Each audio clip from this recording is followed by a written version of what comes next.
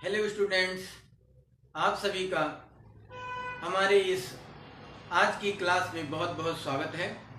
बच्चों, पिछले दिनों आप सभी ने पास्ट इंडेफिनिट टेंस के विषय में जानकारी प्राप्त की। पास्ट इंडेफिनिट टेंस के विषय में बहुत कुछ सीखा। आज हम आपको पास्ट कंटीन्यूअस टेंस के विषय में अध्ययन करवाने जा रहे हैं। आप सभी ध्यानपूर्वक अध्ययन करें और समझने का प्रयास करें। बच्चों,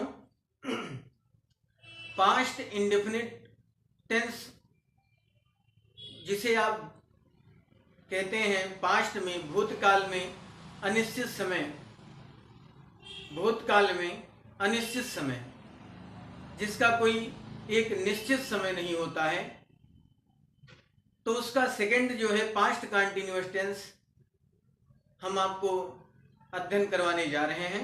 आप देखें, past continuous tense. Past means भूतकाल में, कंटिन्यू मीन्स निरंतर या लगातार चलने वाला, टेंस मीन्स टाइम या समय। भूतकाल में निरंतर जारी रहने वाला समय या लगातार चलने वाला समय। पास्ट टेंस को मॉडर्न इंग्लिश में पास्ट इम्परफेक्ट टेंस और पास्ट प्रोग्रेसिव टेंस भी कहा जाने लगा है। बच्चों, पास्ट कंटीन्यूअस टेंस जो है, इसको मॉडर्न इंग्लिश में पास्ट इम्परफेक्ट टेंस और पास्ट प्रोग्रेसिव टेंस भी कहा जाने लगा है। अब आइए हम देखते हैं इसकी पहचान क्या है। आइडेंटिफिकेशन है पास्ट इंडेफिनिट टेंस की, जिन वाक्यों की क्रिया अर्थात वर्ब के अंत में रहा था, रही थी, रहे थे, बैठा था, खड़ा था शब्द आते हैं, वहां पास्ट कंटीन्यूअस टेंस होता है और इसकी हेल्पिंग वर्ब मीन्स सहायक क्रिया वाज वर होती है। तो बच्चों, नोट में लिखा है कि इस टेंस के वाक्यों से पता चलता है कि कार्य भूतकाल में जारी था और अभी तक पूरा नहीं हुआ था। इस टेंस से ये पता चलता है कि बीते हुए समय में कार्य जारी था लेकिन अभी पूरा नहीं हुआ था।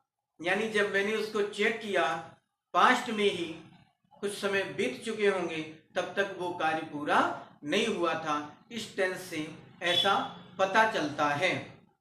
इस टेंस की हेल्पिंग वर्ब वाज वर होती है। पॉजिटिव सेंटेंस, इसका जो पॉजिटिव सेंटेंस है, साधारण वाक्य है, उसका रूल है आई, ही, सी, इट और एक वचन नाउन सब्जेक्ट के साथ कर संज्ञा कर्ता के साथ सहायक क्रिया वाज लगाकर मुख्य क्रिया अर्थात मेन वर्ब की फर्स्ट फॉर्म में आईएनजी लगाते हैं। रूल नंबर 2 है यू, बी, दे और बहुवचन अर्थात नाउन सब्जेक्ट के साथ सहायक क्रिया हेल्पिंग वर्ब वर लगाकर मुख्य क्रिया की फर्स्ट फॉर्म में आईएनजी लगाते हैं। तो बच्चों, इस टेंस में यदि आपका subject I, he, she, it, one name और कोई नाउन सब्जेक्ट सिमिलर हो, एक वचन का हो, तो उसके साथ हेल्पिंग वर्ब वाज यूज करके आप मेन वर्ब की फर्स्ट फॉर्म में आईएनजी लगाएंगे। और यदि आपका सब्जेक्ट प्लूरल है, बी, यू, दे या एक से अधिक नाम है, तो आप वहां पर हेल्पिंग वर्ब वर यूज करके मुख्य क्रिया मेन वर्ब की फर्स्ट फॉर्म में आईएनजी लगाएंगे। आशा है कि आपको ये समझ में आया होगा कॉन्सेप्ट। यदि आपकी समझ में नहीं आता है तो आप हमें कमेंट करके कमेंट बॉक्स में बता सकते हैं, हम आपकी हेल्प अवश्य करेंगे। यहाँ पर स्ट्रक्चर लिखा है सब्जेक्ट प्लस वाज वर। यदि आपका सब्जेक्ट सिमिलर है तो आपको वाज यूज करना है, यदि आपका सब्जेक्ट प्लूरल है तो आपको वर लगाना है। मेन वर्ब की फर्स्ट फॉर्म में आईएनजी सभी के साथ लगेगी। फिर आपको ऑब्जेक्ट लिखना है। जैसे यहाँ पर लिखा मैं कल एक पुस्तक पढ़ रहा था, तो मैं कल एक पुस्तक पढ़ रहा था। अब इस सेंटेंस से ये पता चल रहा है कि मैं कल एक पुस्तक पढ़ रहा था। अब मैंने बंद कर दिया है पढ़ना, या कि मैंने पढ़ना जारी ही रखा है, इसका कोई टाइम नहीं दिया है। न इस वाक्य से ये पता चल रहा है कि कार्य समाप्त हुआ, मैंने पढ़ना बंद कर दिया है या नहीं किया है। तो बच्चों, इस टेंस से यही पता चलता है कि भूतकाल में कार्य जारी था और अभी पूरा नहीं हुआ था, ऐसा प्रतीत होता है, ऐसा मालूम पड़ता है। तो जैसे इस सेंटेंस में लिखा कि मैं कल एक पुस्तक पढ़ रहा था, तो कौन एक पुस्तक पढ़ रहा था? मैं। तो यहाँ पर आई है, आई के साथ वाज का प्रयोग किया जाएगा, जैसा कि आप रूल नंबर फर्स्ट में देख पा रहे हैं। तो यहाँ पर आई के साथ वाज, आई वॉज। अब यहाँ पर हमारी वर्ब है पढ़ना, तो पढ़ना की अंग्रेजी रीड होती है, रीड वर्ब है, रीड में आईएनजी आपको लगाना, रीडिंग। तो आई वाज रीडिंग क्या? ए बुक, ये आपका ऑब्जेक्ट है। I was reading a book. और यस्टरडे, यस्टरडे मीन्स कल। इस टेंस में भूतकाल में यस्टरडे का यूज किया जाता है। हाँ, समय को एक्सप्रेस करने के लिए, व्यक्त करने के लिए इस टेंस में ऑलवेज और ऑफन का भी यूज किया जाता है। और इस टेंस में दोज डेज का भी यूज किया जाता है। शेष हम सेकंड सेंटेंस को आइए देखते हैं।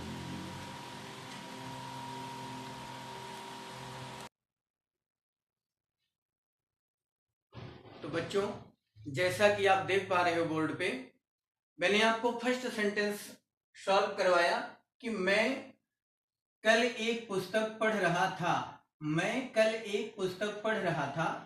यहाँ पर मैंने टाइम का जिक्र किया कि यस्टरडे यूज किया गया और कार्य भूतकाल से जारी है, और कब पूरा होगा ये कोई निश्चित नहीं है। नेक्स्ट सेंटेंस में मैंने लिखा कि हम पुस्तकालय में समाचार पत्र पढ़ रहे थे। यहाँ पर रहे थे से पता चला कि ये सेंटेंस हमारा पास्ट कंटीन्यूअस टेंस का है, और यहाँ पर सब्जेक्ट हमारा है हम। मैंने कई वीडियोस में ऐसा आपको बताया है कि आप वर्ब पर जब कौन लगा करके प्रश्न करेंगे तो आपको सब्जेक्ट का ज्ञान हो जाएगा, आपको सब्जेक्ट के बारे में पता चल जाएगा। यहाँ पर सेंटेंस में लिखा है कि हम पुस्तकालय में समाचार पत्र पढ़ रहे थे। तो कौन पुस्तकालय में समाचार पत्र पढ़ रहा था? हम पढ़ रहे थे। तो यहाँ पर सब्जेक्ट हमारा हम है। हम ये फर्स्ट पर्सन का प्रोनाउन है, लेकिन प्लूरल सब्जेक्ट है, इसलिए हम यहाँ पर मुख्य हेल्पिंग वर्ब वर का यूज करेंगे। तो बी वर हमारा सब्जेक्ट बी है, हेल्पिंग वर्ब इसके साथ वर यूज होगी। अब हम क्या कर रहे थे? रीडिंग कर रहे थे, पढ़ रहे थे। तो बी वर रीडिंग क्या रीडिंग? समाचार पत्र। तो समाचार पत्र को न्यूज पेपर कहते हैं, newspaper. We were reading newspaper कहाँ? लाइब्रेरी। तो in the library,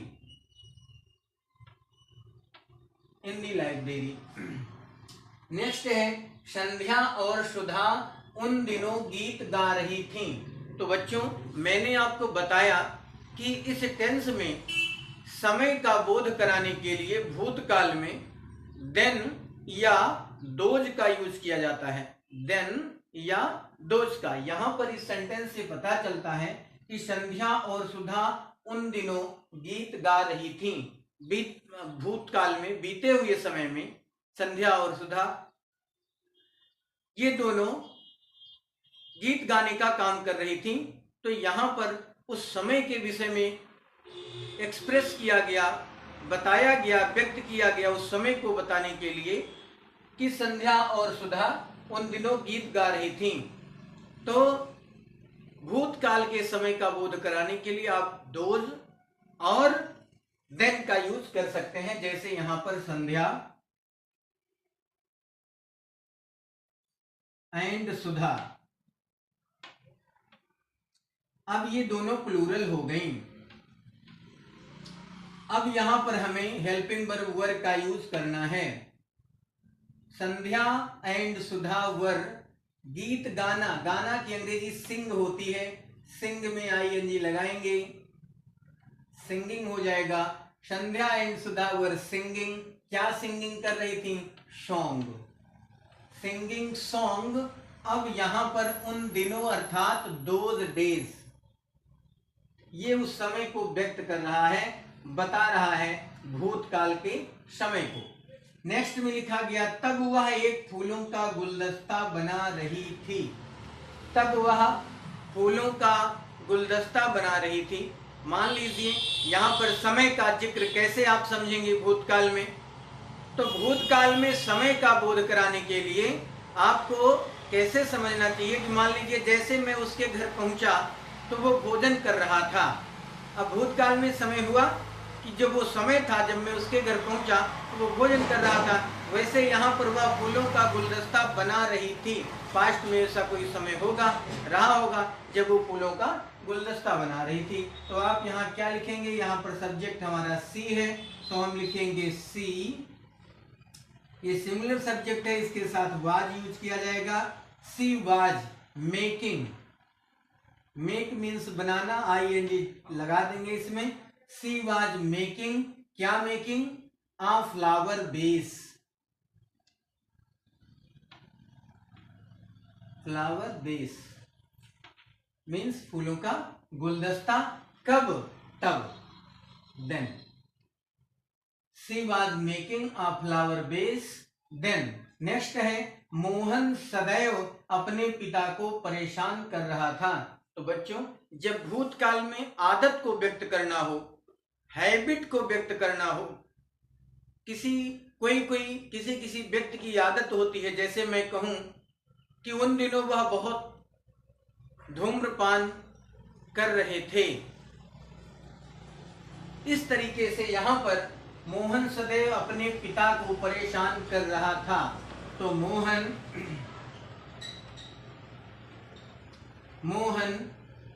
was always, Mohan was always, trouble means परेशान करना, ट्रबल में आईएनजी जुड़ जाएगा, ट्रबलिंग।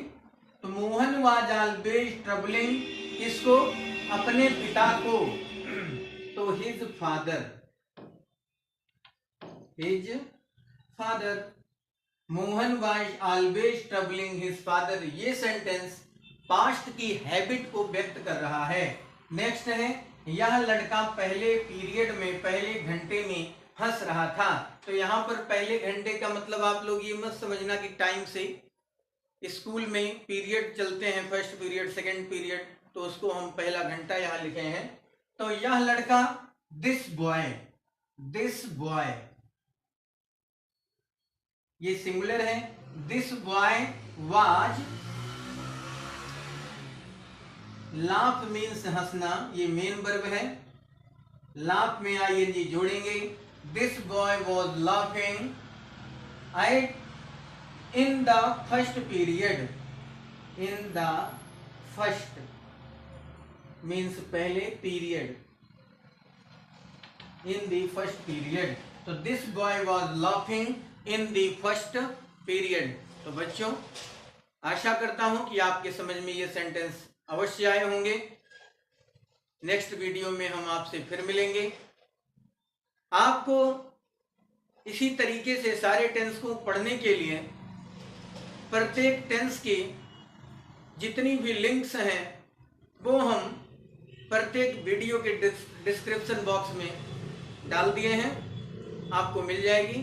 आप वहां पर डिस्क्रिप्शन बॉक्स में जा करके और उस लिंक को खोज करके, टच करके आसानी से सभी टेंसों को सीख सकते हैं। तो बच्चे, आज बस इतना ही, आगे हम फिर मिलेंगे। यदि आपको मेरा वीडियो पसंद आ रहा हो तो आप मेरे चैनल को सब्सक्राइब करें, लाइक करें, शेयर करें। Thank you, thanks for watching.